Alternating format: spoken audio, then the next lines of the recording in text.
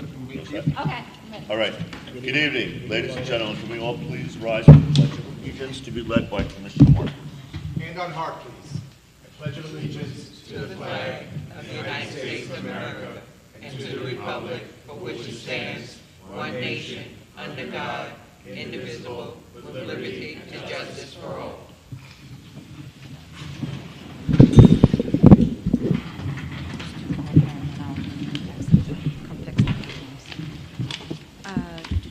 Commissioner Alton? Present. Commissioner Markowitz? Present. Commissioner Lees? Present. Commissioner Brooks?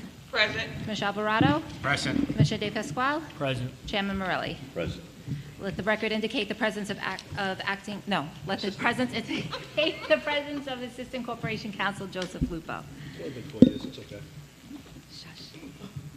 Rocco, you want to do that Okay, announcement? Before we get started, folks, one announcement, the case 3415, 152 West Park Avenue, which is known as Bricks and Barley, will not be voted on, and the case is going to be reheard on the 25th of July. So if anybody's here, interested in that case, obviously, 25th of July is the date. Yeah, the application was withdrawn, yeah. And will be resubmitted and reheard. Thank you. Case number 3409, application of Marty Homes LLC, care of Dennis Marty of 1500 Jerusalem Avenue, Merrick, New York, for a variance in the following section of the zoning code of ordinances of the city of Long Beach, New York. 9-105.5M subdivision, together with 68 Michigan Street, in order to subdivide two parcels of land into three parcels of land, 60 by 60 parcels into 40 by 60 parcels at 64 Michigan Street, Long Beach, New York, also known as Section 58, Block 99, Lots 22 through 23, on the Nassau County Land and Tax Map. Who will introduce a motion on this application? I'll introduce a motion to deny. Commissioner Lees has introduced a motion to deny the application. Who will second? Second. Commissioner Markowitz has seconded the motion. Commissioner Alton? Deny. Commissioner Markowitz? Deny. Commissioner Lees? Deny. Commissioner Brooks? Deny. Commissioner Alvarado? Denied. Commissioner De Pasquale? Deny. Chairman Morelli? Deny. This application has been denied. Case number 3410, application of Marty Homes LLC, care of Dennis Marty of 1500 Jerusalem Avenue, Merrick, New York, for a variance on the following section of the zoning code of ordinances of the city of Long Beach, New York. 9-105.5M subdivision, together with 64 Michigan Street, in order to subdivide two parcels of land into three parcels of land, two 60 by 60 parcels into three 40 by 60 parcels at 68 Michigan Street, Long Beach, New York, also known as Section 58, Block 99, Lots 20 through 21, on the Nassau County Land and Tax Map. Who will introduce a motion on this application? So moved. Commissioner Markowitz has introduced a motion To to deny. deny this application. Who will second? I'll second. Commissioner Lees has seconded the motion. Commissioner Alton? Deny. Commissioner Markowitz? Deny. Commissioner Lees? Deny. Commissioner Brooks? Deny. Commissioner Alvarado? Denied. Commissioner De Pasquale? Denied. Chairman Morelli? Deny. This application has been denied. Case number 3417, application of Jacob Spielberg of 533 East Market Street, Long Beach, New York, for a variance in the following sections of the zoning code of ordinances of the city of Long Beach, New York. 9-105.7A use, 9-106.2 mixed use, 9-1121 off-street parking, for a 2-year conditional temporary variance for a mixed-use bike and surfboard rental from garage at 533 East Market Street, Long Beach, New York, also known as Section 59, Block 167, Lot 54, on the Nassau County Land and Tax Map. Who will introduce a motion on this application? I'm going to make a motion to grant the temporary variance subject to the conditions stated by the applicant. Who will second the motion? I'll second that. Okay. And the conditions submitted by the applicant: the business is to operate 6 months out of the year, May 1st through October 31st, no on-site customers of any kind, no on-site employees of any kind, no business signage on the premises, no storing or charging of electric battery-powered bikes on the premises. Rental equipment will be stored in the garage or out of public view at all times. All rental equipment is delivered with no customer on-site pickup or drop-off of any kind. Who made the second? Second, okay. All right, voting, Commissioner Alton, Grant with conditions. Commissioner Markowitz, Grant with conditions. Commissioner Lees, Grant with conditions. Commissioner Brooks, Grant with conditions. Commissioner Alvarado, Grant with conditions. Commissioner De Pasquale, Grant with conditions. Chairman Morelli. Grant with conditions. This application has been granted with the conditions stated on the record for a 2-year conditional temporary variance. Case number 3418, application of Jose Franco of 160 East Chester Street, Long Beach, New York, for a variance from the following sections of the zoning code of ordinances of the city of Long Beach, New York. 9-105.2D side yard, 9-105.2E rear yard, in order to maintain a rear yard canopy and accessory structure at 160 East Chester Street, Long Beach, New York, also known as Section 59, Block 109, Lot 62, on the Nassau County Land and Tax Map. Who will introduce the motion on this application? I move to grant. Commissioner Markowitz has introduced a motion to grant the application. Who will second? I'll second. Commissioner Brooks has seconded the motion. Commissioner Alden? Grant. Commissioner Markowitz? Grant. Commissioner Lees? Grant. Commissioner Brooks? Grant. Commissioner Alvarado? Grant. Commissioner De Pasquale? Grant. Chairman Morelli. Grant. This application has been granted. Case number 3420, application of Donna Gentile of 567 Riverside Boulevard, Long Beach, New York, for a variance in the following section of the zoning code of ordinances of the city of Long Beach, New York. 9-113.2G off-street parking, for new off-street parking in the front yard of 567 Riverside Boulevard, Long Beach, New York, also known as Section 59, Block 93, Lot 101, on the Nassau County Land and Tax Map. Good evening. Is the applicant present, please? Is the applicant for case, yeah, come on up, please. Please state your name and address for the record. Yeah, Just up come to the up to microphone, that please. Thanks. Donna Gentile. Okay. Move it toward you. Is it on? And your address? Yeah, it's on, except get a little closer to it. Thanks. Okay. I know. Oh, I know. Okay, so basically, at this point, and your address is 567?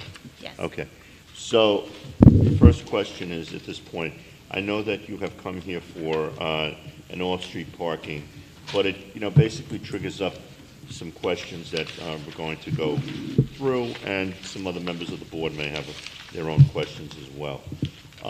First question is, do you reside in the home? Yes. Okay. How long have you had the home? Since June of last year. June of '23. Yes. Okay. So the question becomes now, you've come to the board to apply for an off-street parking spot in the rear side yard, and basically your proposal would be talking about 2 new spaces in the front yard. You're on a corner property. The question that I have for you is this, is that as I look at it right now, I will see that there is, it looks like a double curb cut, am I correct, already there? That looks like you would have 1 space or 2 spaces on that apron going into the garage.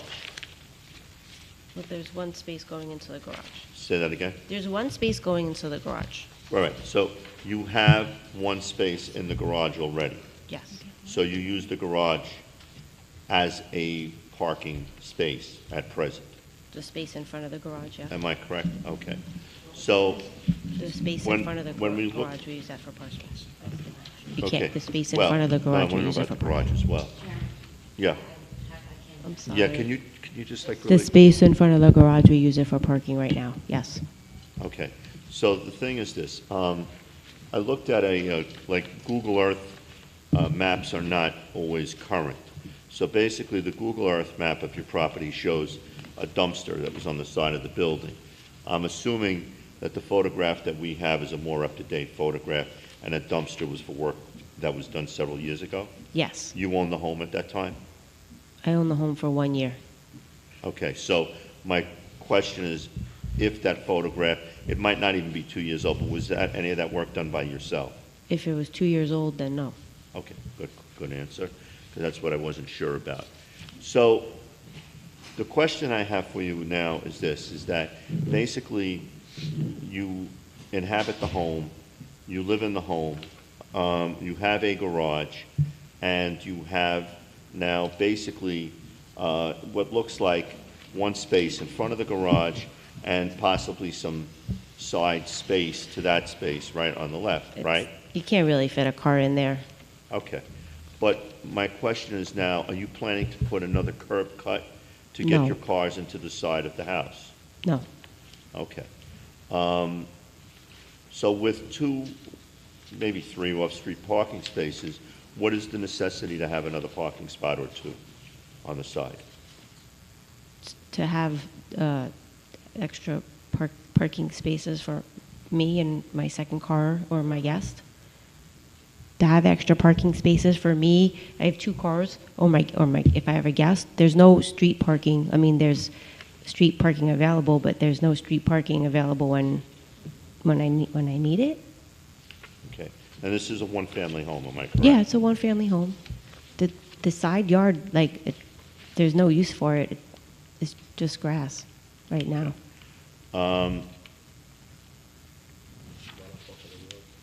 Yeah, I mean, that's the thing. I mean, the garage, it affords you one space. Now, does that garage just go forward to where the two windows are, or does the garage go further back? Like, where's the side door? Like, where does that side door lead? That side door leads into the house. Okay. What's behind the garage? So the garage is like a room. It's not like a garage that you park a car in. I don't understand. You mean the garage is finished into a room? Yes. Okay, was that like that when you purchased it? Yes. Well, I mean, I don't know that that's technically even legal. I mean, you have, so basically right now, what do you use the room as? Like living space. I mean, you know, it's, Is it a bedroom? Is it a den? What type of living space is it? It's there's like a couch in there. is there any other bathroom on that floor, like in that section of the house? There's one bathroom, yeah, like a half bath. Is it adjacent to that room? Yeah. Okay, because I'm going to get right to the point, because what we're trying to ascertain is that a situation that would lend itself to an illegal two-family? No. And if the house was purchased, I'm surprised, when you went for the mortgage, that the bank didn't pick that up on the inspection before they would grant it. It was on a CO. Okay, so what does it say, first floor? Yeah, but what's on the rest of the first floor? Yeah. Yeah, the C of O's not updated. What's the date of that? Yeah, I mean, so it's been changed somewhere over the years. What we're trying to figure out is basically, on the original CO that goes back to 1947 when, the property was first built, it states that there's a garage there. So somewhere between, obviously not you, maybe between 1947 and 2023, somebody decided to convert that into basically an illegal room. So the question becomes, does that side door, are there any other partitions from that, let's call it usable space, that used to be a garage, 'cause it's got an air conditioner in there too, which, makes me wonder why does somebody need an air conditioner in their garage? Is there any connection from the side door into that room and bathroom, and is there a separation from that area to the rest of the living space on the first floor? No, there's no walls in between there. There's doorways to walk through. So then basically what you're saying is that we have this garage that's now a room. It has a bathroom. It probably doesn't have a kitchen, but the thing is there, let's say now, something that would cordon it off from the rest of the first floor? Right now, no. It's a doorway, open doorway. There's no walls in between there. There's no shower there. There's no Okay, stove in so that. that room has a doorway that leads just into the rest of the house? Yes, leads into, yeah.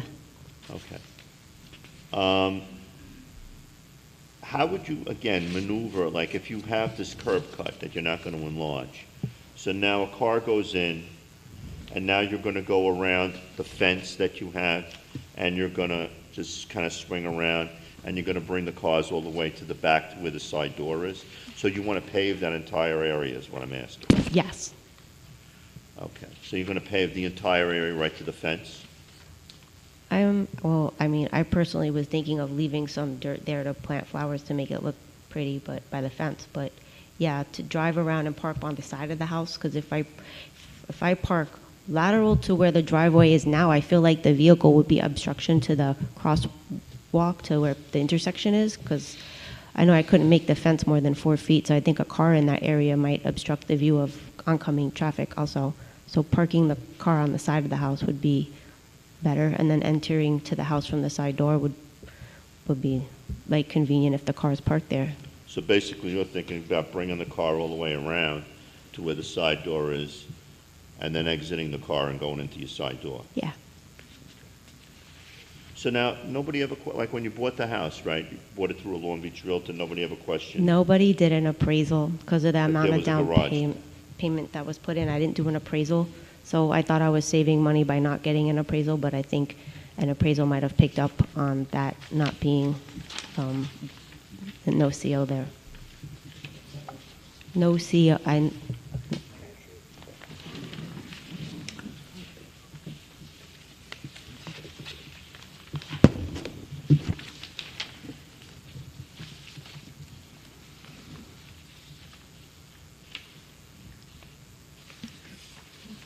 Any other members of the board have any questions? I have a couple of questions. Please.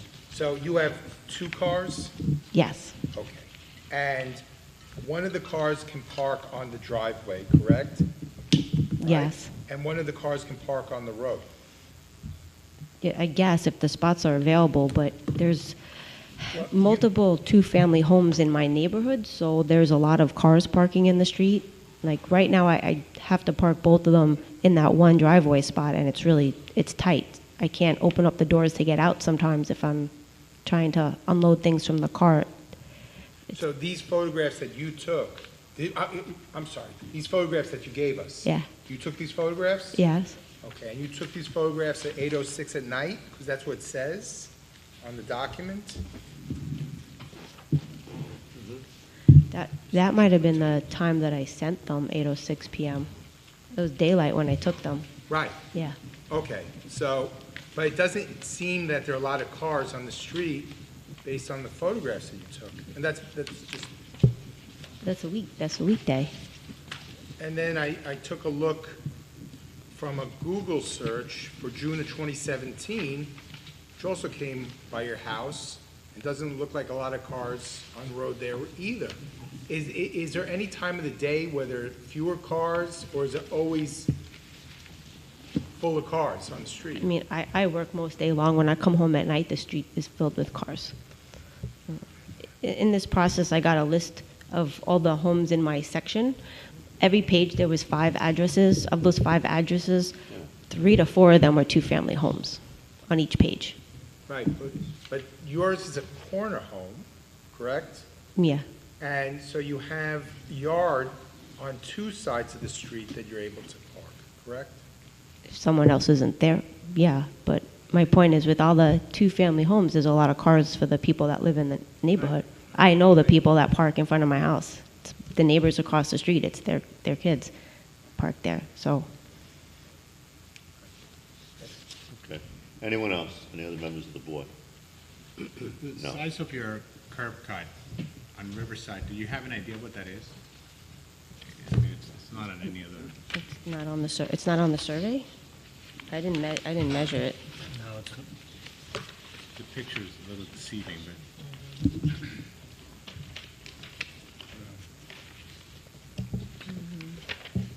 And I think it was on the survey. I think the size of it was on the survey, and I know the survey was done within a year, and nothing was changed within a year. Yeah. So, I'm just going to ask if there's anybody in the audience before I make a final comment. Is there anybody in the audience who'd like to speak for or against? Okay. Nobody wants to speak for or against. So, basically, on one level, it seems like it's, not an unreasonable request because people have come here before.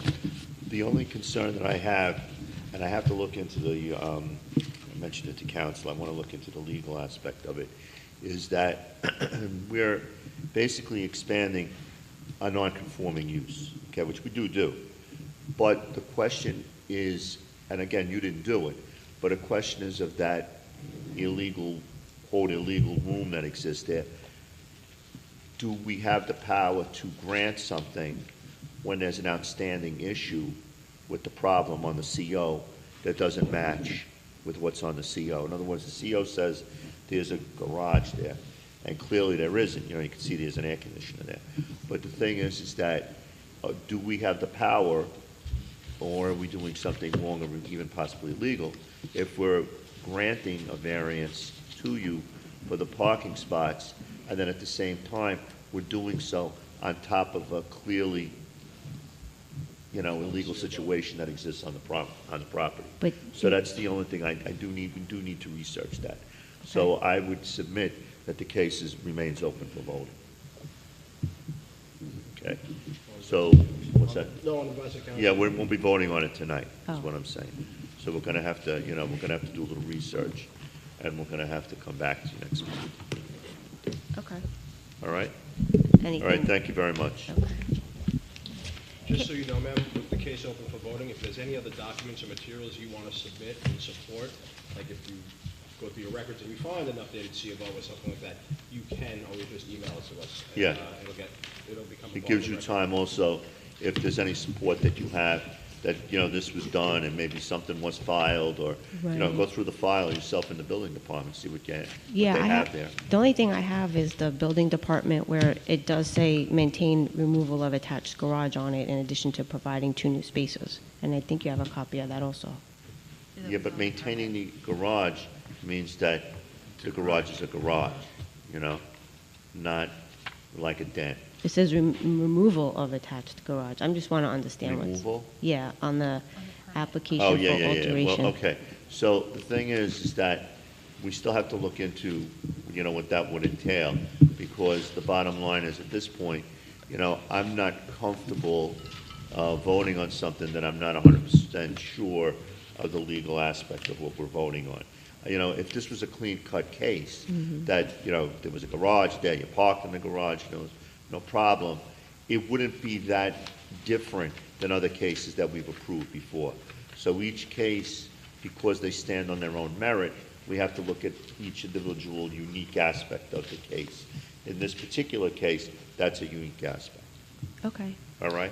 And can I ask one last question? Yeah, of course. Should she amend the request? Because usually if somebody finishes a garage and converts it into living space, that requires a variance in itself, doesn't it? Yeah. Shouldn't that be included in this? Well, you know what, we're gonna bring it up to the building department, and that's really their determination to make, right? Okay. So Yeah. they may decide to amend the denial letter at that time. Right. Okay. But they will We definitely. might have to be in touch rehear with it you. then, right? The building department will be in touch with you, and they may even request this to be inspectable, Okay. okay? Okay. All right, thank you. Thank you. Next. Case number 3421, application of Alyssa Newberg of 76 Arizona Avenue, Long Beach, New York, for a variance in the following sections of the zoning code of ordinances of the city of Long Beach, New York. 9-105.a use, 9-105.5b height, 9-105.5c front yard, 9-1121 off-street parking, for a third-story addition, second-floor alterations at 76 Arizona Avenue, Long Beach, New York, also known as Section 59, Block 240, Lot 16, on the Nassau County Land and Tax Map. Good evening, Mr. Apple, how you doing? Good evening, Chairman Rowley. How are you? Kenneth Apple, 30 West Park Avenue, Suite 202, on behalf of the Newbergs, or the applicants. They're the owners of 76 Arizona Avenue in Long Beach. The applicants are here tonight to seek what we believe to be a reasonable request from the board. We're asking for several variances, which I'll narrow down, in my opinion, to really one, to construct, in essence, a partial third-floor addition to their existing home. As you're aware, the property's in the West End. It's on a wide block. It's on an avenue. The home was rented by the Newbergs for a period of time, and the current setup of the home decided to allow them to purchase it from the homeowner that they had rented it from, their landlord, because of the setup of the house. There's 4 variances on the denial letter. 3 of them I think we can address rather quickly. Number 1 is use. There is absolutely no change of use requested. Our clients are using this as a one-family home.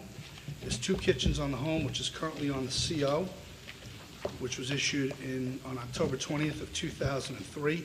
We're not asking for anything different from the board regarding that. I think that was more. Mr. Apple, I just want to ask you this, though, Sure. because I know the question will probably come up Yep. from other members, if not from me. So, when they purchased the home, what was the hardship or the pre-existing condition that the previous owner had been granted the second kitchen from? Do you know? Chairman, we have no idea. That goes back 21 years. They purchased it a year ago, and it was purchased by their landlord, I think a year or two before that. This has probably changed hands 3 or 4 times. It's on the CO, and they bought it under that premise. Okay, so basically, though, they continued using the second kitchen without coming back to the board, though, every 2 years, for maybe, Yeah, what, 15 years? I didn't or represent so? them on their purchase, but if I was representing them on their purchase and I saw this CO, it appears to me as that's a, that it's permanent. There's nothing on there that says it's temporary. Yeah, because everybody, like, let's just assume that they had the second kitchen because of a family issue, maybe an elderly relative or whatever. And then, as you know, at that point, every 2 years when we renew these permits, if the relative died or moved, or, conditions changed, even the people that originally granted the temporary conditional variance would not be allowed to maintain the second That's, kitchen. Chairman, I've been in front of you many times You for that know, exact right? scenario. It's just, Yeah. if I So was representing them on my this purchase, concern I would is- interpret that as a permanent kitchen. Yeah. And this setup, based on their family situation, was perfect for them to purchase it. They rented it for that reason, and they ended up buying it for that exact reason. They somewhat overpaid for it just for the situation that they were in. And the CO looks permanent, doesn't look like any conditions on it. All right, so go ahead, I'm sorry, now, at this point. As I had stated, they rented the home. It was a, perfect situation. They have no intention of changing the use. They're not renting the downstairs. Ms. Newberg's mom lives down there. They take care of her. They live on the second floor. They have 3 children between them, and they're looking just to do the partial third-floor addition to add some bedrooms and some living space. The second variance that I think is rather quick is the front yard. I don't think that's a variance anymore. It's the 1-foot setback. Yeah. I think when this was filed, it was. It's no longer an issue. And the off-street parking, again, that relates to two-family use. We're not using it as a two-family. It is a family member living there. We have no intention of renting it to anybody who's not, related to the Newbergs. If that happens, then obviously there's a different situation that would be enforced, but currently it's not set up that way, nor is there an intention of doing so, and if they do, then obviously they'll suffer. I'm just wondering, I have a question for you when we're Sure. done. I'm just wondering, let's just say, like you just mentioned the point to me, that the Newbergs have an elderly mom living there.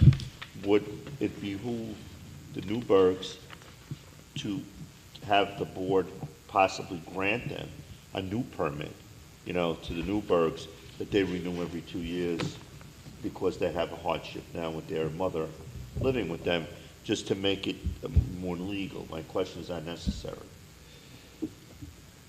So are you talking about with respect to just having the second kitchen? Yeah, because what Mr. Apple says is that because, let's say, for example, it was granted 20 years ago, right? And they had a hardship, let's say an elderly parent. But let's assume, we go back and look at the record. But the thing is, let's assume that, the parent died or whatever, now the home has changed hands multiple times, right? The last landlord before the Newbergs had sold them the home continued the situation. Technically, they should not have been continuing the situation, but as Mr. Apple, proposes, it almost became like a de facto permanent variance, not a temporary conditional variance. So my question is from a legal point of view, should the Newbergs be granted a temporary conditional variance themselves just to make it legal? Because it sounds like they have a hardship, to me. I It would, sounds I like- would, I would argue that this being revoked is not on the, not an issue. I don't think we can. It was, whatever it was granted 21 years ago, none of us know, but it appears it's permanent. And again, if they rent it to a disinterested party and use it as a two-family, then they're violating their use. Other than that, they can rent it to a friend. They can, as long as it's a one-family, I think the second kitchen is permanent based on the CO. I don't know what council thinks. I would argue that we could go back and look at the record in the building department and pull up the transcript and see if the second kitchen was granted as a permanent variance or a temporary conditional. And if it was a temporary conditional, however many years ago, and that condition then ended, then that would have terminated the use. Well, because I will say this, Mr. Apple, in your defense, honestly, in all fairness, I would say that, I've been on this board, as you know, quite a number of years, and 21 years I was on this board. And I can honestly say that 20 years ago, there were instances where we did grant, hardships Sometimes at the time, they were 5 years. Sometimes they were even longer. Sometimes they were permanent. So I would be willing to at least entertain the fact that could it have been a situation where it was granted 20 years ago as not a 2-year conditional variance? It's possible. So, I mean, it's certainly, it's something that would just warrant looking at, you know? To be honest with you, from their perspective, that's how they intend to use it, but I think from a resale perspective, that might devalue it somewhat, based on a CO that they had in hand when they purchased. Like I said, I didn't do their real estate closing. Had I done it, I would have deemed this permanent by looking at it. And I think they, by going back and admitting there's a mistake on a CO is not their fault. No, listen, we're not looking to punish anybody, that has come here in earnest and, basically tried to get something with good intentions, you know that. I mean, Yeah, we've no, I been understand. seeing each other on this board long enough.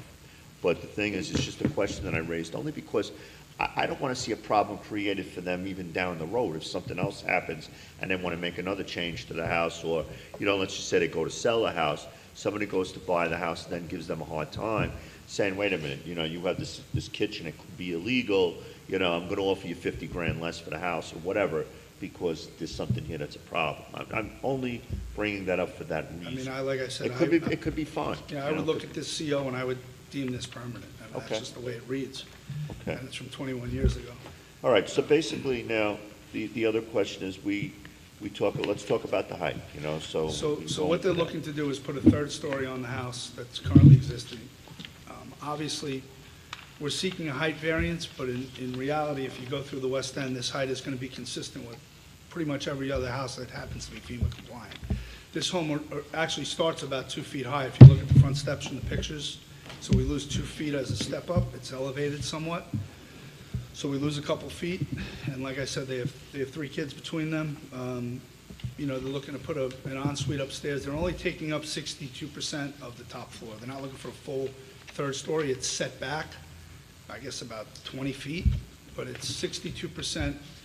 They'd be looking to do like an ensuite upstairs with a laundry room. The second floor is going to stay, with 2 bedrooms, and the downstairs 1 bedroom. So in all reality, they're only going to have a 4-bedroom house when they're said and done. And the midpoint is where they obviously measure this, but it's going to be set back, so you can't see it from the street. And if you look at the house next door, it's going to be probably even about the same height as the house next door, if not a little bit less. So basically, though, too, looking at the front of the house, right, Mr. Trapp, I just want to square away something. It doesn't look like they ever raised the house, in other words, right? No. Because, so basically, what they would have right now would be technically a 1-floor house, because basically, had they lifted this house, that first level would only be like garage space and uninhabitable They would space have 2 anyways. floors. They have 2 floors currently. No, but when I'm looking at the photo, right, of the subject property, what I'm saying is, I look at the garage, and I look at that first, let's call it a first floor, that's like 2 steps up. Correct. It's still not a FEMA compliant structure, Correct. is what I'm saying. Correct. So what I'm saying is then, let's assume that it's not a FEMA compliant structure. If they were building a FEMA compliant structure, basically, that first floor that they do have, that's, I'm assuming, where the second kitchen is? Yes, Yeah, that's the first. wouldn't even that's the count. first- So basically, what you're telling us is that they're looking to build a second floor on 1 floor of living space, technically, by today's standard, to Right. make it about what some of the other homes now that are 2-level FEMA compliant. That's exactly what homes. they're looking to do. At the end of the day, the height's going to be consistent with every other house when you drive down the block. Do you have any idea how tall the adjacent houses are? Because it looks, north, the picture looking north of the subject property, I mean, they look like they're pretty tall homes. They are. They're probably the FEMA compliant 31, 32-foot homes. Okay.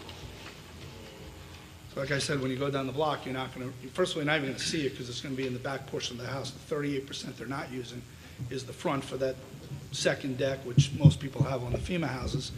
The dormer, so to speak, or the third floor is going to be the 62% of the rear. Because technically, it's not a real full third floor. It's not. It's 62% of the structure. Okay. Now, let's talk about, there was the off-street parking thing, I mean, off-street parking. So basically, there are going to be 2 new spaces in the front yard, right? don't think they're changing the curb cut. in the They're front not yard. changing anything. No, Okay, no, so everything's the gonna parking stay in the front. Is gonna remain the same. Yeah, that's why I was a little not confused, but the off-street parking refers to the two-family use. They're not using it as a two-family, Okay. so. Thank you. Understood. All right. Do any members of the board have any questions? Yeah, that driveway, you can't park in that driveway, does it have the depth for a car to park in Yeah, front? it's or- sidewalk. Probably Yeah. tight, it's your typical West End house. Yeah. So it really doesn't have park, because these garages never get Yeah, used. it's just a garage. And that garage, Mr. Apple, it only goes one car depth Yeah, it's worth, not, right? it's It's not not that a, much, because I think the downstairs wraps around it. okay. Anybody else? Just a quick question. The comparison you're making on the height, Mr. Apple, Yes, is a comparison to FEMA compliant heights. correct. This would not be a FEMA compliant. It would not, and the reason I made that comparison was just to show that it's not gonna stand out. You know, by granting a height variance, it's not gonna look like, oh my God, they granted that, that variance. It's gonna be kinda consistent height-wise. If you drove down the block, you'd never know. Yeah, but I would argue the only reason we have those heights is because of FEMA compliant. I understand. That's the need for the variance, Commissioner, and that's why I kinda said it's not gonna stand out like a sore thumb when you go down the block. That was where I was really looking to go with that. I just have two questions. Okay, first, just to make sure I understand, on this April 17th letter from the city of Long Beach, when they talk about two-family use, that's incorrect? That is incorrect. Okay, all right, that's what I thought. Thank you. There And will- and the second question I have is, let's assume we grant the variance, all right? And people living there for 10, 15 years, and then they want to become FEMA compliant, and they can raise the house then, correct? They would probably need another variance, because a new home going up above where there is now would be a modification of the variance. So they would need to come back again. I would refer to council, am I correct? They would have to come back again if down the road, At that point, they would need another height variance. they'd have to come back again for another height variance. Even if it's now, they want to make it FEMA compliant? Okay, thank you. You would have the last say on that. Because at that point, I guess the house would be like 40 some odd feet. Right. Yeah. That would be Yeah. out of character. Yeah. I got one question. It's just, you went back to the mother lives on the first floor. Yes. You said if she didn't live there, then you said on record, a friend would move in. No, I didn't say that. I said, I You- wouldn't. you did. No, I didn't say the friend would move in. No, but a friend I could said move by in. taking that away, they could theoretically have somebody move in. That's a family member, a friend, a kid, whoever. But then as soon as you say a family member or a friend. But they can't- But then you trigger a two-family home now. They cannot use it as a two-family. We know that. Are they separate apartments, or are they all connected? It's all connected. You go into the front, it says There's no doors. division but between the two living quarters? there's doors, but that's just for privacy. Doors. Yeah. Obviously, like I said, though, if it's used as a two-family, they're facing a different situation. I mean, we know that. We all know the minute somebody moves in the West End, they're gonna call and complain. If that But I think happens, what the chairman was suggesting before, that they come forward and try to clean this up with a different application would kind of, I think what Mr. Apple is saying is if 21 years ago the variance was granted We have to look permanently, into then there is nothing that they need to do. They already have it. Grandfathered in. yeah. Right. And as I was on the board, I might have been chairman 21 years ago, I think. I'm thinking that there's a possibility that we could have granted, this is a variance that was not necessarily temporary or conditional, and it might have been something that really was something that was granted with the home. Because I'm not going to say that going back decades ago, we didn't do that. I mean, Robin, you weren't, I don't know if you were the recording secretary then, but, or, no, but you were the secretary, but I think that may have happened. So I don't want to say that Mr. Apple's wrong, to be honest. I would just like to see the research, or if we can do a deep dive backwards to see if any documentation exists. and Commissioner Leese, I had said it before, to be honest with you, like I said, they bought this a year ago. I didn't represent them, but I would have, I don't want to use a legal word, there's some lawyers on the board, I would have detrimentally relied on this CO, to be honest with you. I would have looked at this and said, this is permanent. I mean, I know we're asking for other variances, so we're coming to you humbly with a No, hat because, in hand, but listen, I really Mr. Apple's relied been on doing that. this for a long time, he's been before the board. He knows these problems, this is not the first time this has come up. Unless the file was destroyed in Sandy, it can easily be accessed down in the building department, so. Okay.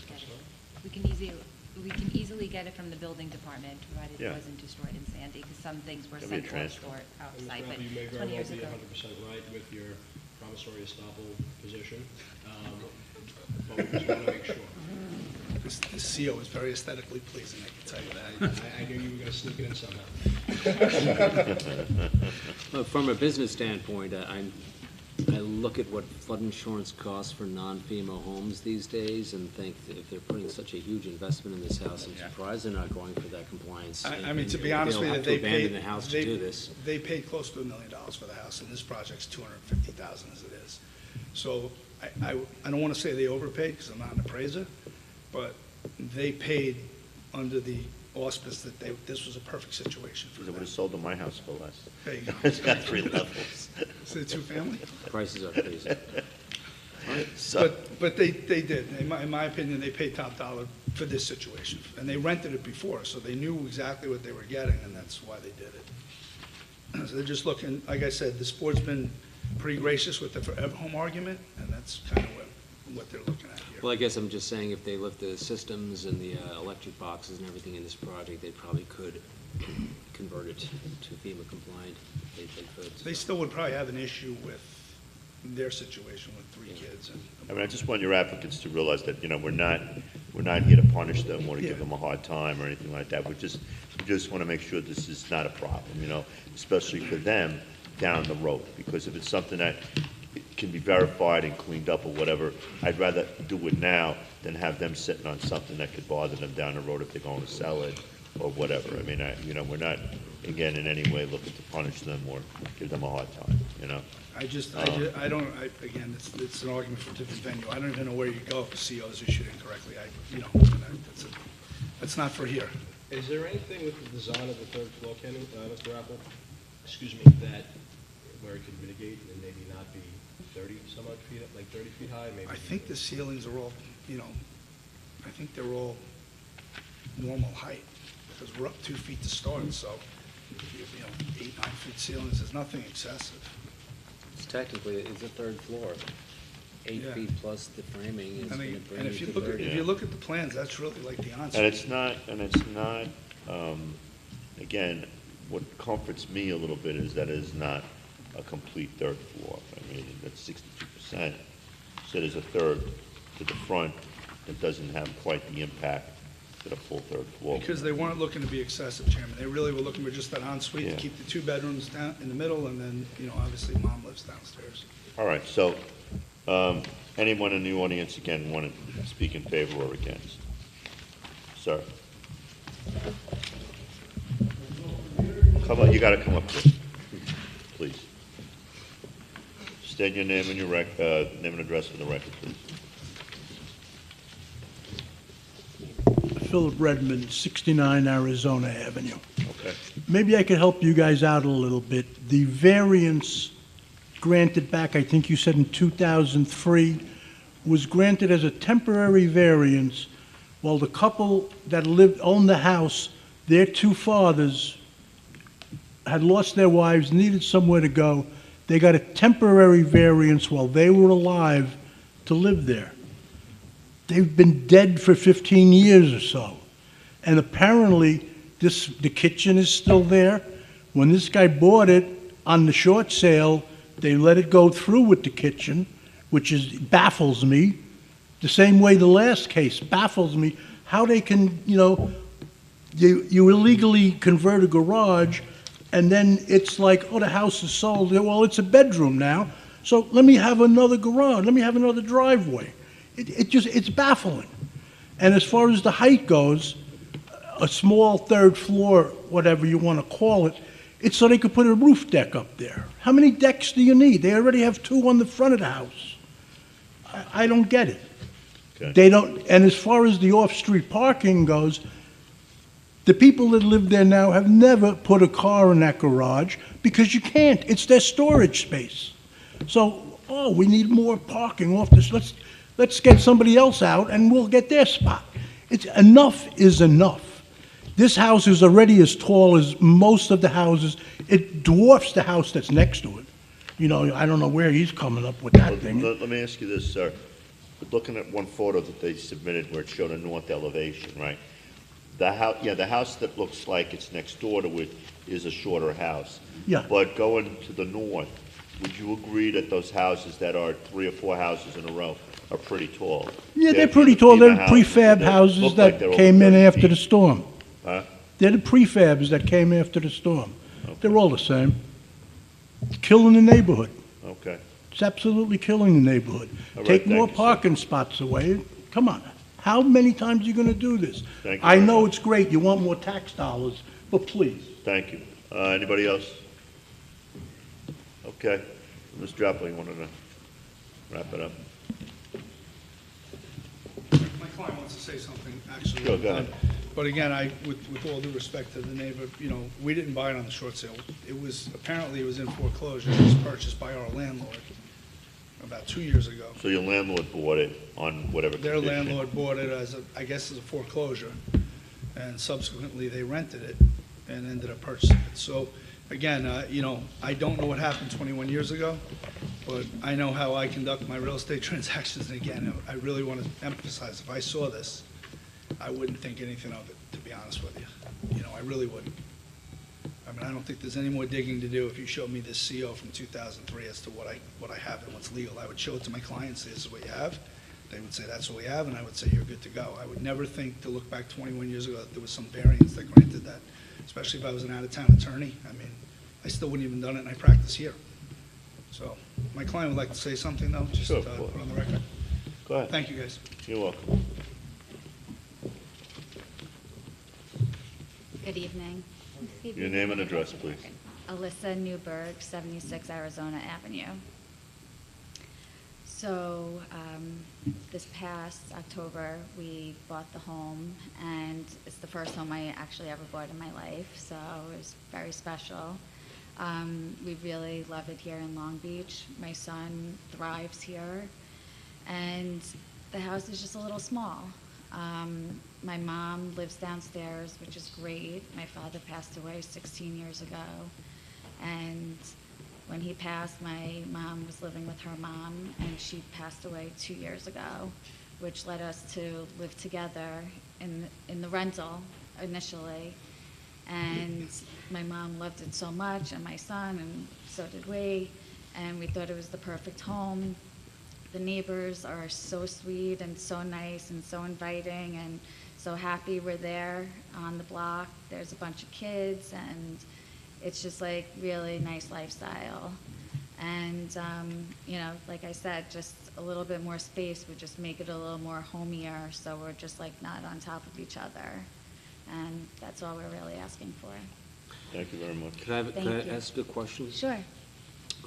Your driveway doesn't have the depth to park in it, does it? The driveway, no. The Doesn't? garage, Yeah. yes. And your garage is probably mostly storage because we all run out of storage in these homes, and that's my situation also. But the reason I'm asking is if you look at all the FEMA compliant or other construction in town, some of them set that garage door back enough that you'll actually gain a spot in your driveway. Right. That would enable you to be less, consuming of space on the street for the betterment of your neighborhood. This other person's point is what I'm following here. Would you be able to see about pushing that garage door back? It looks like a very deep garage. I mean, you're doing all this construction, it would be a Right. good idea, and you'd gain a spot in your driveway for it, which would, Right. you know. I mean, that's something we'd need to talk to the You architect about, you should I think about guess. that. Yeah, no, that's a good idea. Because it would give you a spot, it would make things better for your neighbors, and you're in the project anyway. Like, my mom's car could fit in the garage. Yeah. We But have you- utilized it before. It's tight, But people opening and closing garage, it's like never happens. Right. Unless it's an emergency situation, but if you pushed it back to a legal, to just a normal sized garage and gave yourself a parking space out front, you'd Mhm. use it all the time. Right, yeah, no, it's a good idea. Okay. Thank you. Thank you. Actually, well, half of my clients were up. We'll agree to do that. We will push the garage door back to make that front parking spot. James Joyce is the architect? James Joyce is the He should be able to lay that out. Yeah, I just spoke to Mr. Newberg, and he said that would not be a problem if that was a condition of the variance, to Okay. push the garage door back whatever it is, 3-4 feet, so that we can get us one car. Okay. We're good. We'd love to consider that, okay? Thank you. Any other questions? Anybody else? That's it? Thank you. Thank you. All right, so it seems like we may not be voting on this case tonight because there are some things that need to be buttoned up. So the case will remain open for voting. Case number 3422, application of Malachite Housing LLC, care of Manny Malacan of 48 East Old Country Road, Mineola, New York, for a variance in the following sections of the zoning code of ordinances of the city of Long Beach, New York. 9-113.2G off-street parking, 9-113.2H off-street parking size, in order to maintain off-street parking at 720 Franklin Boulevard, Long Beach, New York, also known as Section 59, Block 163, Lot 1, on the Nassau County Land and Tax Map. Good evening, Mr. Kaiser. Good evening, Mr. Chairman and members of the board. My name is Stephen Kaiser, and my office address is 30 West Park Avenue in Long Beach. I'm here on behalf of Malachite Housing with respect to 720 Franklin Boulevard for a variance to permit off-street parking in the front yard and off-street parking size. The way this was occasioned was the applicant was violated by the city of Long Beach and put in an application to remove a garage, which was never there. This property was purchased on June 6, 2019 out of foreclosure, and when it was purchased, there was no garage. The applicant was issued a violation which is temporarily dismissed pending this application. The easier variance, I suppose, is the design standard size required is 20 feet by 9 feet, and it's 19 feet by 9. The bigger problem is that he's parking in the front yard, but there's really no place else to park. There is, you can see from the photographs, there is a driveway with a straight run up to the house, and the front yard is on Franklin. This property is on the southeast corner of State Street and Franklin. Basically, I'm not sure what his alternative would be if this variance isn't granted. It'd be somewhat of a hardship to build a garage at this point. I'm not even sure he could. From when I look at the space there's not such an enormous spot. I don't even know whether if the garage really was there. If the building department didn't really supply us, nor are they required to. But it would certainly be a hardship. And right now there is a driveway there. I think the car is always parked in the driveway, and I would ask for the waiver for those reasons. Is this the only reason you're here right now? Is this the only reason you're here right now, is to maintain a prior converted Yes. garage? Well, on the C of O, it has the first floor, it says non-habitable, 3 storage rooms, bathroom, 1-car attached garage, non-habitable. So how is there a question as to whether or not if that space could be used as a dwelling unit? I'm sorry, so on the C of O, it says that, the first floor, it says cellar, which, not habitable space, 3 storage rooms, bathroom, 1-car attached garage. So on the C of O, it says that the 1-car attached garage, that space that was previously converted into a room, it was non-habitable. So how is there any question as to whether or not someone could be domiciled there? When the property was bought, there was no garage there. I don't know when it was removed, but it was certainly removed before this applicant's ownership of the property. I guess my question is, I understand what you're saying, but because the C of O says it's not habitable space, how do you get around that? The applicant had to have seen this when they did their title search, when they bought the home. So even though there was a room there, if it's on the C of O that it's not habitable, how do you just go with it and just ignore it? This applicant, who's probably well-known to the board in the city of Long Beach, buys most of his properties from foreclosure. I suppose the city would have remedies on habitable space if he was attempting to use it, non-habitable space, if he was attempting to use it as habitable space. But in terms of any of the actions taken, they were not actions. I don't know that excuses it completely, but he didn't remove the garage. And if he's going to be asked to build a garage now just to provide a space, I think I would submit respectfully, that's a hardship at this point. Whereas to use the space, which it's a straight run in from Franklin, aesthetically, it doesn't look bad. I realize it violates the zoning code, but if the alternative is to build a garage, that's quite a hardship. What about, Mr. Kaiser, what about the space right now that we're terming non-habitable? What is being used in that space right now again? Nobody's in the house, to my knowledge. Okay, so there is no, is your client here? He's not here. Okay. So basically, at this point, we would certainly have to ascertain if there's any kind of apartment down there. You know, I think before I would be comfortable voting on this, I would want to have a building inspector go over there to inspect the premises and to make sure that there's nothing down there, no kitchen, no anything else that's not on the CO, because to be quite honest with you, I'm not really trusting the CO at all from 87. You know, it says 3 storage rooms, and it sounds to me like it hasn't been 3 storage rooms for quite some time.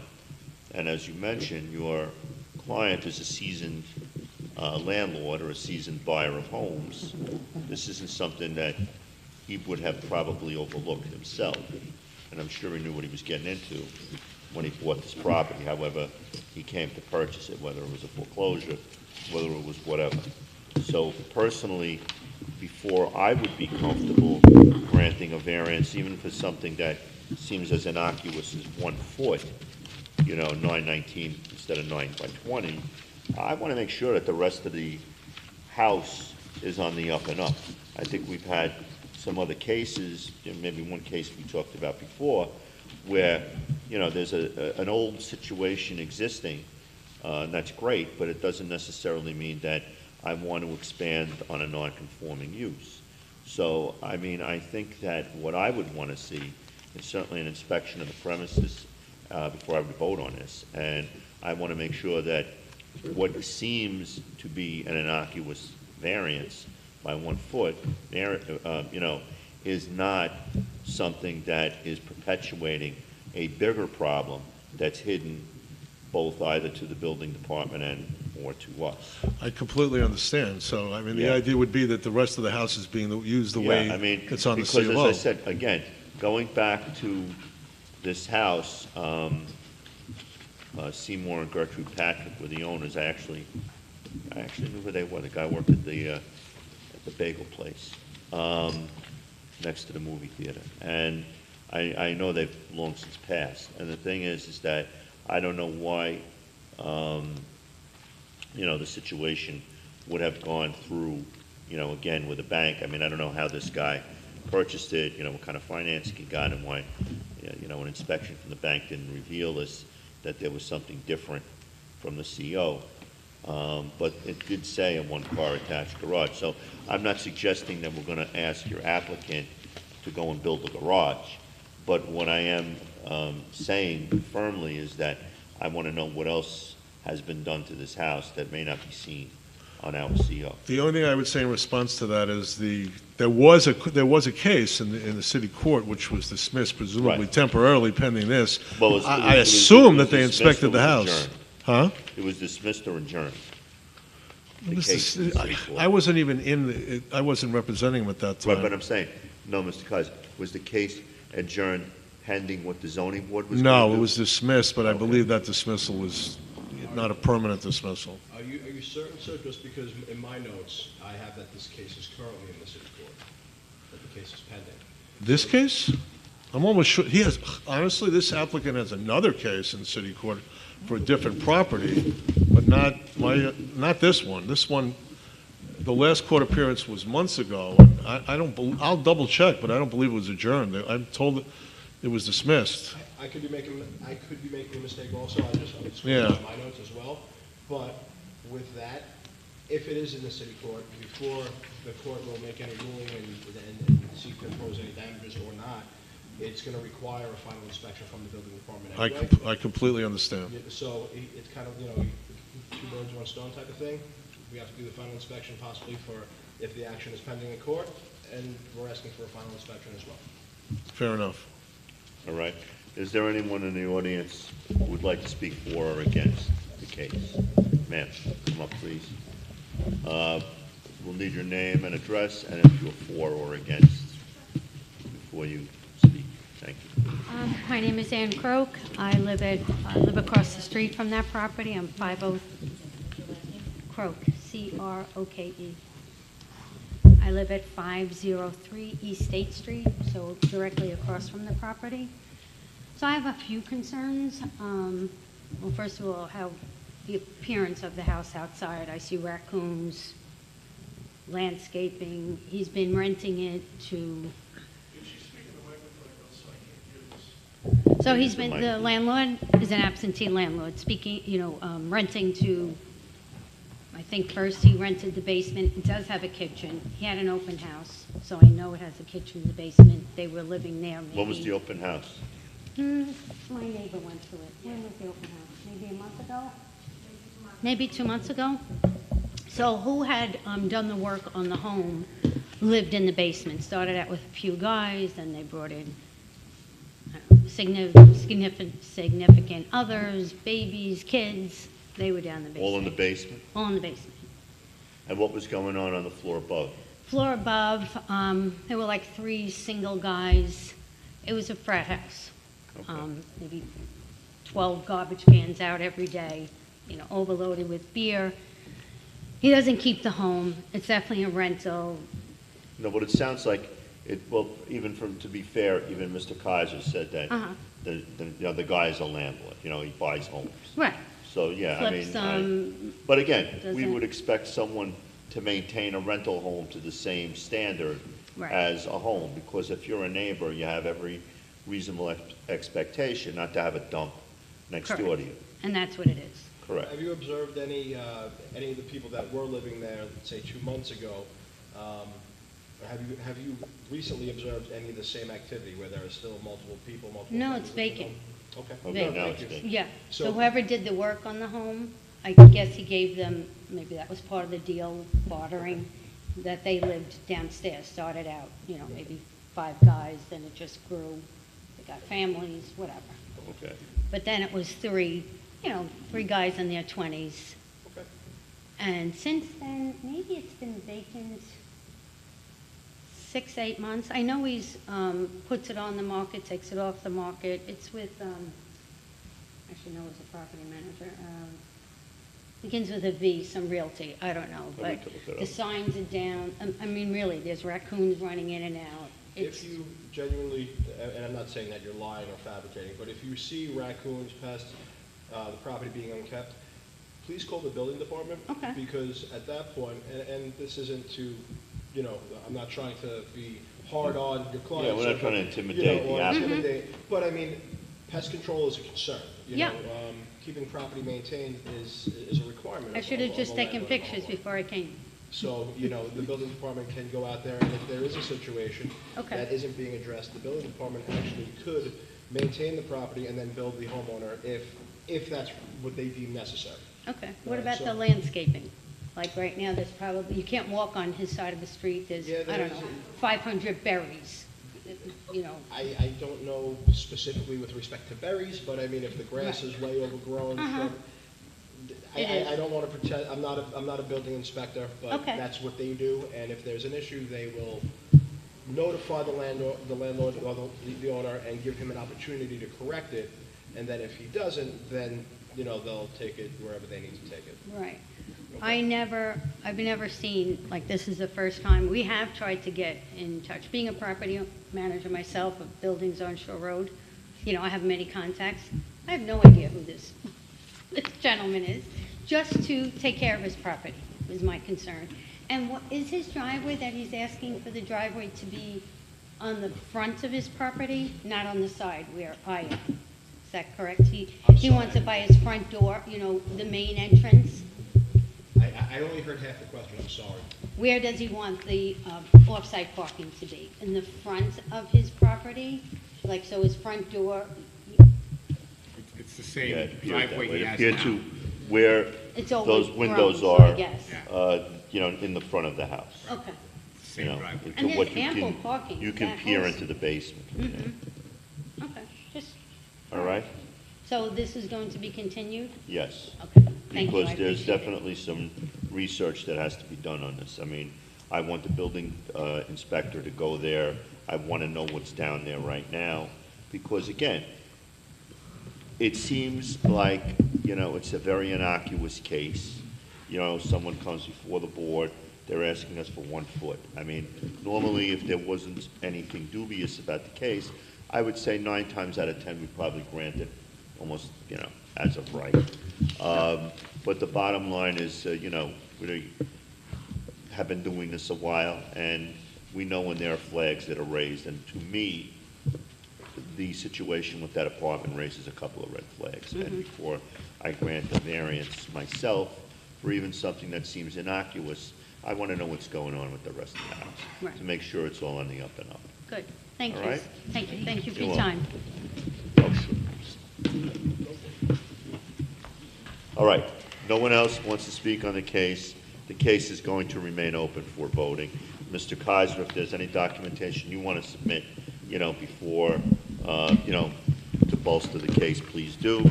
And we'll look at the situation with that basement apartment. Case number 2258, application of 50 Broadway Assets LLC, 50 Broadway Management LLC, White Sands LLC, and 50 West Broadway Development LLC, care of Mosafar Shokrian of 100 West Park Avenue, Suite 306, Long Beach, New York, for a variance in the following section of the zoning code of ordinances of the city of Long Beach, New York, 9-105.14F side yard, for a modification to variance number 2258 in order to remove the approved restaurant and add an additional apartment, and to maintain the concrete deck installed to the side yards at 50 West Boardwalk, Long Beach, New York, also known as Section 59, Block 89, Lot 3, on the Nassau County Land and Tax Map. Good evening, Mr. Apple. Mr. Chairman, Kenneth Apple, 30 West Park Avenue, Suite 202. I have a letter from the building next door. I just want to pass around to the board when we get a chance. Ms. Lynch? That's the Alegria or? No, the 26 West Broadway. I didn't hear that through the chair. Excuse me. 26 West Broadway Road. The president of the board sent me an email tonight. That's the White Sands? Yes. Those are condos, right? Yes. White Sands, right? They're all.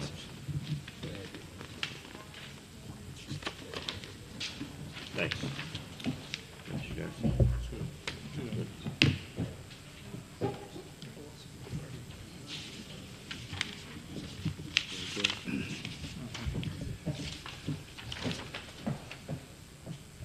Good evening. Little background on this project. You can see it from here. It's a 12-story residential building which was originally approved for Engel Berman back in 2012. My client purchased the property in 2017 and began to complete the project. Originally, there was plans, there's 2 things we're asking for tonight. Originally, there were plans for a restaurant which would have gone right up to the boardwalk and required a 45-spot off-street parking variance, which was granted.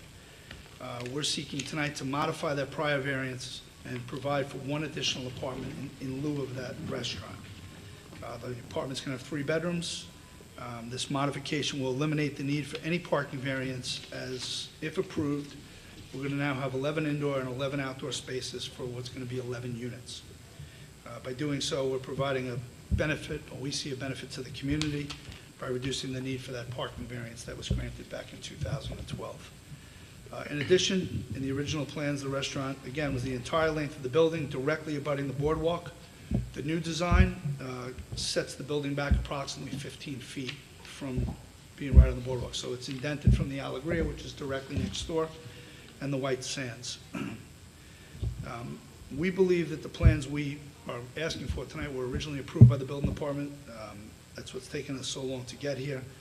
But upon purchasing the property, the plan had pilings for not only for the buildings, but the parking lot itself, which was deemed by ourselves and at the time for covered parking. We're looking just to cover the parking, some of the parking spaces. All Engel Berman projects, like the Aqua, the Super Block, and the Boardwalk, have indoor covered parking, and it's always provided for. As a matter of fact, that's all they have in those buildings. The setback variance my client's requesting is merely to cover, like I said, to cover the parking. The pilings were there, the Q decking, the pilings, the steel column, the structure for this. The confusion has led us to where we are tonight, which is basically the concrete that covered the east and west side of the property, and now the south side of the property, which does provide for that 11 spots of covered parking. We're building a high-end luxury building. There's 1 unit on each floor. Obviously, the covered parking is something that's going to be desirable to the to the potential purchasers, as well as a safety issue, protecting them from the elements to get in with groceries, whatever it may be. So what we're really asking the board to do is allow a flat concrete deck that'll be visible to the public instead of just an open parking lot. In a condition to the 11, we're not going to obstruct any views. There's nothing being obstructed in this project. It's going to be the same height as, the restaurant would have been to the boardwalk. It's not going to impact any neighbors' views. As a matter of fact, we have the letter from 26. The only people it affects are 26 West Broadway and the Alegria, who we're encroaching on. We're also covering up to the boardwalk, but that would have been the restaurant anyway had it not been for these plans. We're also unique in that our building is set back about 60 feet from Broadway. So it's not an oversized building, it's set back from Broadway itself. And again, now we're going to have 15 feet behind it. We've given you the letter from the president of the board at 26 West Broadway. I believe someone from the Alegria is here also to speak in favor of it. And they're the only two neighbors that would have even had any remote impact on this request. To go through the legal criteria, there's certainly no undesirable change to the neighborhood. The variance doesn't impact anyone negatively. It's simply a plus. Number one, we're eliminating the need for the 45th Street off parking spaces, and we're just providing covered parking for 11 of our 22 spots. We're not asking for everything to be covered, but there's going to be 11 covered spots in the building, 11 open spots in the building. It cannot be achieved by any other feasible methods. There's really no other way. Based on the lot size, obviously, we want any covered parking. We're going to have a setback issue on the east and the west. And there's very limited room on those sides, which is why we're seeking that. We don't believe it's substantial. All of the high-end buildings have covered parking or indoor parking. That's all we're looking to do is cover half the spots.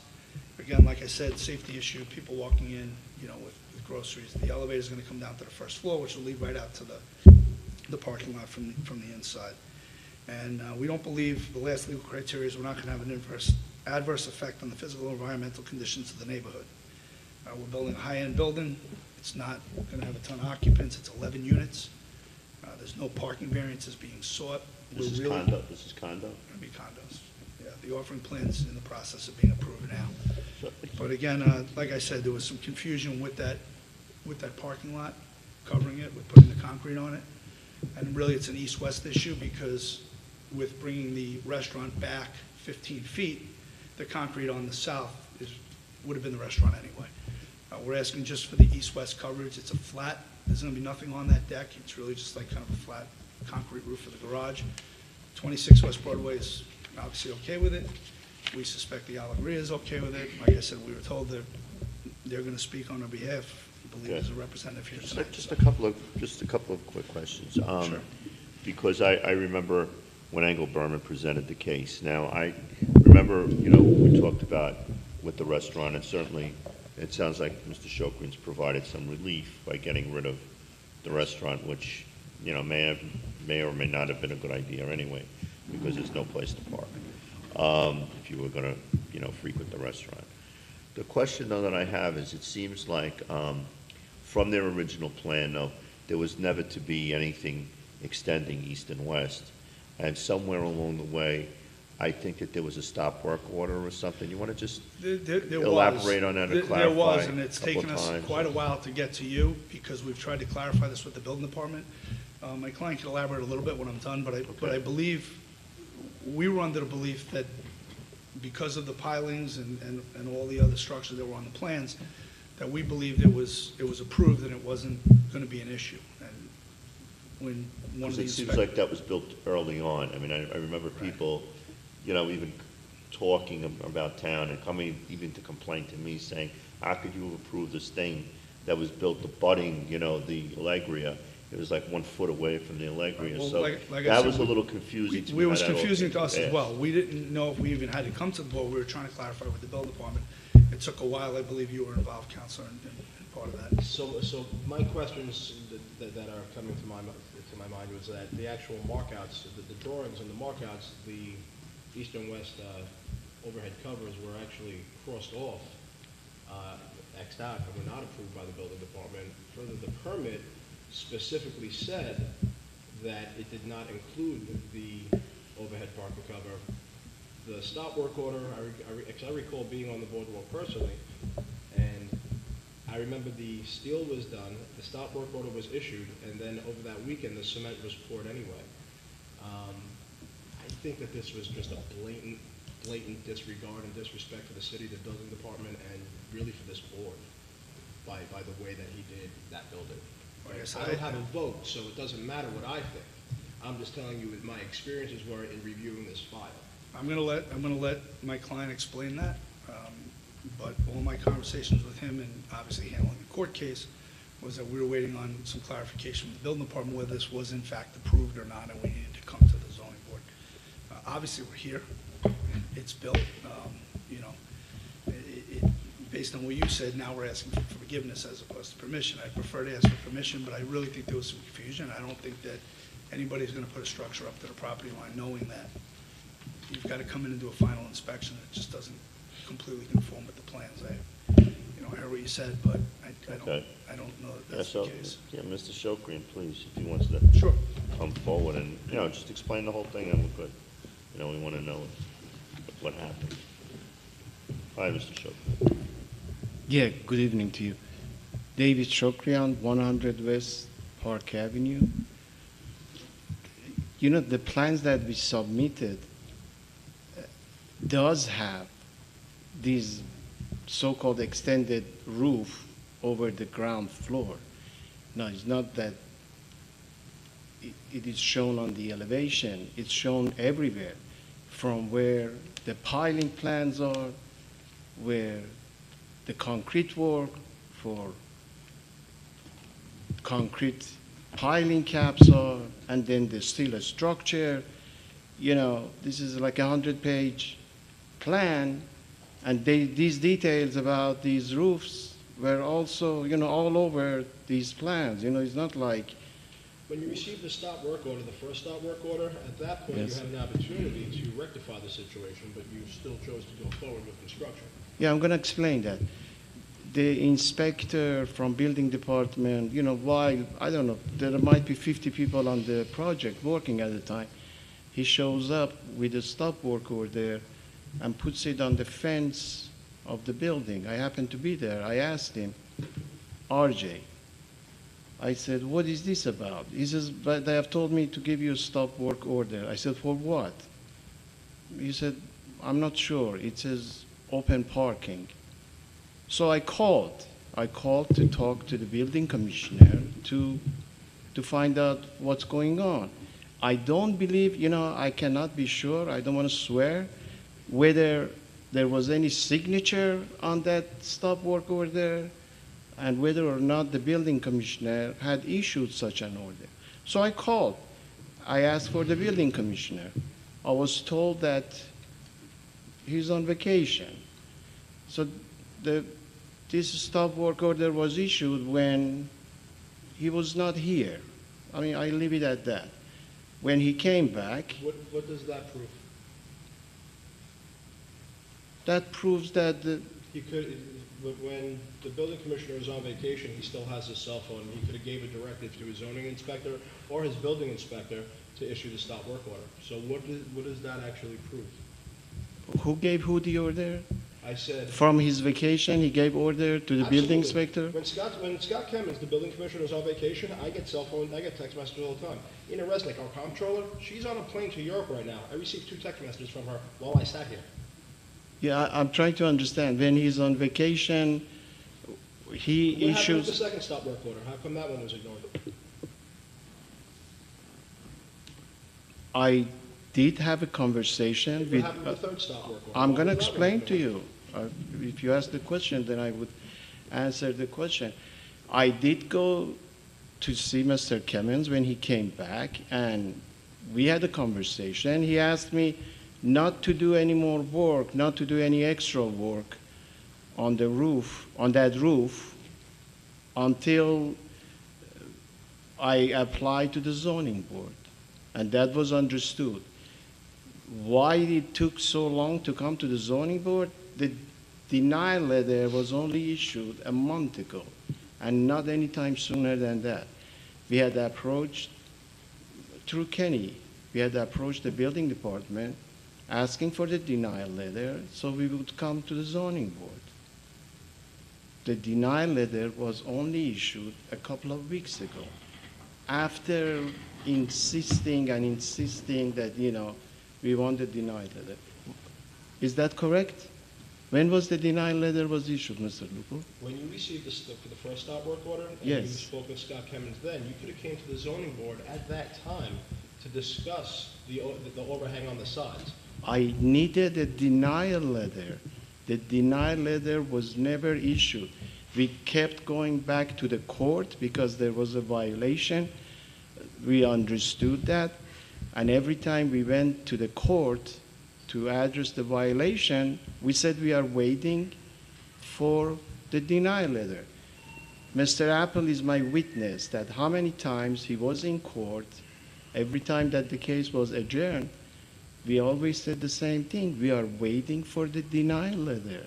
There was no denial letter. I was ready to come to the zoning board. I didn't hesitate to come to the zoning board. There was no denial letter until, I don't know, maybe I can find the date on the denial letter. That's the first denial letter that it was issued. Denial letter be required? It would be required. It is required to come to the zoning. Okay. Okay, to start the process, it would require the denial letter. But if you were We did having not ignore. If you were having conversations with the building department, with Commissioner Kemmons, Yes. zoning inspector Shu, R.J. DeSillo, the building inspector, and you were going to come to some sort of, and if you were going to bring the plans in the building into compliance, you would have never made it to this board in the first place. I don't understand what you're saying. You're saying that you had to wait for the denial letter Yes. in order to seek the variance. But I Yes. propose to you that in violating 3 stop work orders, you could have, at that time, not invested all the money to go against the code, and you could have came ahead of time and saved yourself however much money it costs to violate the code. I honestly I don't try to be difficult, but I don't understand what you're saying. I'm going to It could have repeat, been I'm going to, rectified if you can I could have finish asked for please my permission, statement? As opposed to seeking forgiveness after the project is pretty much done, knowingly, after violating 3 stop work. I'm going to explain this one more time. It is more than 90 pages of plans, which were, I would like to finish what I'm saying. Did anyone There are say- more than 90 pages of plans for this building which were submitted. Now, on the plans, they show exactly where pilings are going to be done. The columns for these 2 extended roofs do have piling. There is piling plan that it was never objected to. Then there is the concrete plan for the building. So piling caps which go on top of these pilings, they are all there on the plans in building department. Nothing was crossed out. There is still a structure which shows that, we are going to have steel structure here to carry the load of these roofs. It was very clear. It shows Q-decking on these balconies, on these decks that would come later on. It shows the concrete again, which comes on these decks. And then it shows roofing material, which comes on these decks. I didn't hide anything. It's all in the more than 100 pages of plans which were submitted to the building department. And after you submitted those plans, did the building department issue you a permit? Yes. And on the permit, does it or does it not say, if you recall, that this does not include the overhang for the garage structure? No, it doesn't say, Because I have so many, I wish we had a copy of the building permit here. I do not believe that the building permit has such restriction on it. Having said that, building a building, with all the complication that it has, I have a million things on my mind. When I'm building the building, when I have a permit, I go ahead and I build the building. Do you have a copy of the building permit which says no overhang? I'm trying to get one right now. Oh, I did see okay. it. I did see You it. And I did do have a copy in the building. So basically, I would ask the board out, honestly, we probably should keep this open anyway and not vote on it tonight. So then I could get all the documents, the drawings with the markouts and the X's. Now, the very first thing that- What was ignored. the very first thing, the very first page of a building or that you see is the elevation of the house or the building. On the elevation of the building, it shows very clearly that you have the building and then you have these decks over it to what do you call it, for the garage. Having said all of that, the fact is we are not blocking anybody's view. We are not offending anybody's view. This has no impact on anybody's lives. You know, adjacent, across the street, none whatsoever. That's how the building was designed from day one, and it was submitted to building department. Just wait, you know, give the applicant the benefit of the doubt, and we'll wait to see these documents that were submitted, that's all. At this point, any of you guys have You know, I questions? would say or we'll this too. Wait to hear from the audience. If that was the case, when the piling is going down, someone should be there, if that was the concern, to say why you are putting piling here. As a matter of fact, the very first piling that they put down, the contractor put down, was at the very outside, next to Alegria, next to White Sands, which created, you know, a lot of problems with Alegria and with people in White Sands, you know, calling building department, complaining, you know, we have vibration and all that. Of course, you know, we had vibration monitoring device, so we know that we were within our limit. And building department knew from day one that I put the first piles into the ground was for the decks.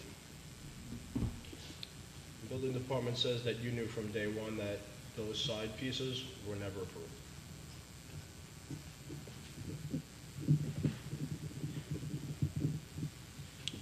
Any of you guys have any questions? We're gonna open up the floor to the people who want to speak for or against. All right, Mr. Shukri, and I see people here.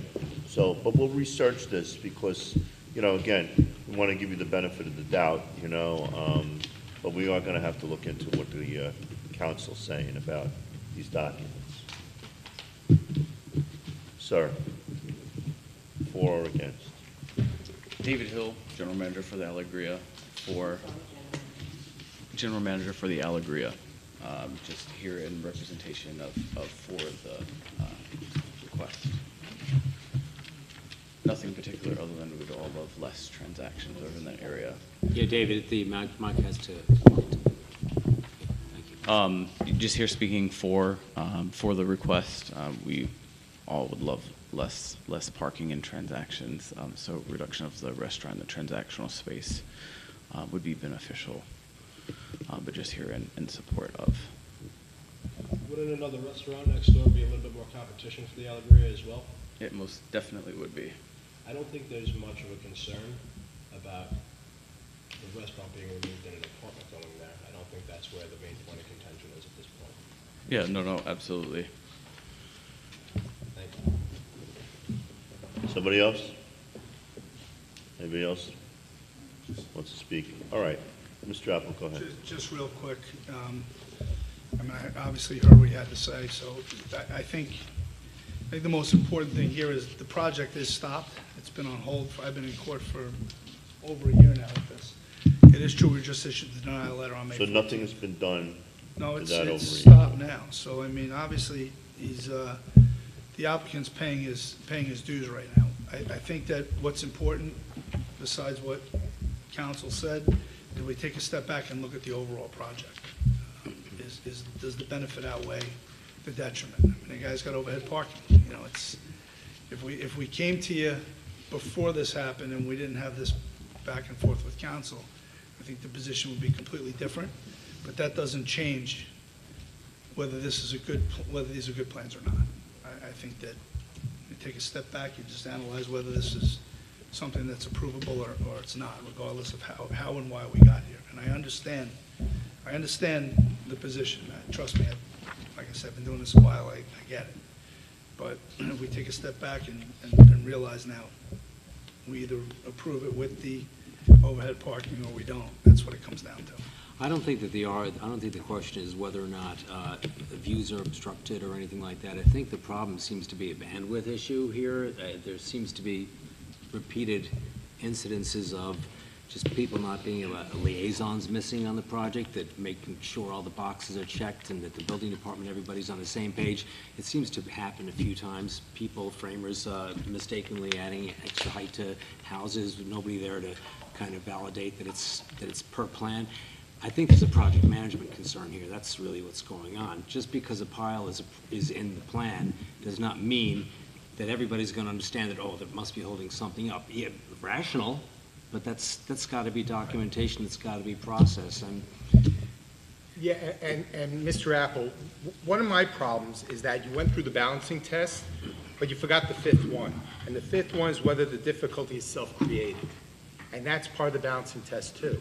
So, and here, it seems obvious that the difficulty here was self-created, and that is an issue for, I can't speak for the rest of us, but it's an issue for me. Well, I would argue that that depends on what the research Okay, shows. fair enough. And that will spend You know, a again, month. I kind of, I didn't say that specifically, but I kind of alluded to that when I said that he really was under the belief. And again, I don't know why anybody would just go and blatantly disregard it and then realize now you have thousands and thousands of dollars of correction instead of just coming to you for what I think is reasonable. Everybody else has it. I mean, overall, taking away that it was done, wasn't done, there were plans, there weren't, whatever it may be, we're in court, we know that. And the project's on hold, so it's obviously costing them money. And no doubt, all the cycles we're going through right now, including our time, could have easily been alleviated by just putting a little bit more manpower into doing due diligence on the other end. It would have been done a long time ago. 100%, provided that. Hindsight's 20/20, but, you know, it's. Provided that the research shows that, you know, we specifically knew we shouldn't have done it. You know, I'm still going under the contention that he really didn't know and wasn't sure. Like I said, it took this long to get the denial letter, and my understanding was there was a bunch of research being done to see whether it was actually in need or not. Okay. And that's why it took this long. We've been in court for, what, over a year now, right, you said?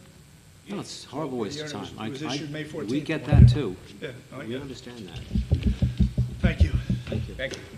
All right, the case will remain open for voting. We just have one extension of time. Sure. That's it. Thank you, folks. Case number 3134, application of PSG Construction Incorporated, Carol Grossman of 54 Regent Drive, Lido Beach, New York, and LG Long Beach Realty LLC of 180 East Park Avenue, Long Beach, New York, for a 6-month extension of the variance granted by the Zoning Board of Appeals for construction of a new 2-story commercial building at 180 East Park Avenue, Long Beach, New York, also known as Section 59, Block 110, lots 32 through 35 on the Nassau County Land and Tax Map. Who will introduce a motion on this application? I'll introduce a motion to grant. Who will second? I'll second. Commissioner Brooks is second on the motion. Commissioner Alton? Grant. Commissioner Markowitz? Grant. Commissioner Lees? Grant. Commissioner Brooks? Grant. Commissioner Alvarado? Grant. Commissioner De Pasquale? Chairman Morelli? Grant. This application has been granted 6 months All extension. right, thank you very much, ladies and gentlemen. This meeting is now closed. The next zoning meeting will be Thursday, July 25th. Thank you. Thank you. Thank you all. You're off the record, right? No, I have to turn the camera off. Camera's Still on? rolling. All I right, have to that's turn the okay. camera off. So, like, doesn't matter. The question is, isn't there a Zoom thing going on? Yeah, we can watch it. Right.